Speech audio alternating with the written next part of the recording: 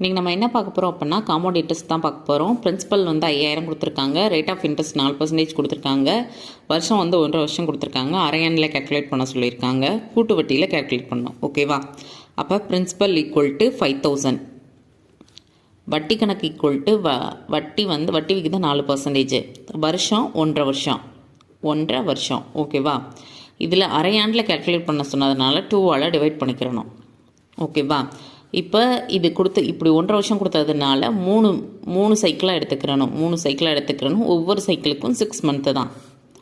எதனாலனா அரையாண்டு கேல்குலேட் பண்ண சொன்னதுனால 1 2 3. ஓகேவா? 5000க்கு 2% எவ்வளோ வரும்? 100 ரூபா தான். ஏன்னா 5000ங்கிறது 100%, 10%ங்கிறது 50 ரூபா, 10%ங்கிறது 500 ரூபா, 1%னா 50 ரூபா, அப்போ 2%னா 100 ரூபா. சரியா? இதை அப்படியே கீழே இது பண்ணிக்கிறோம் 2வது சைக்கிளில். ஸோ இதோட வட்டி விகிதம் என்ன அப்படின்னா 2%. 3வது சைக்கிளில் இதை அப்படியே எடுத்துக்கிறணும். சரியா? இதோட வட்டி கணக்கு என்னென்னா 2%, இதோட வட்டி கணக்கு 2% என்னென்னா 0.04. இதை கேல்குலேட் பண்ணோம் அப்படின்னா 306 0.4 அப்படின்னு வரும். Thank you so much.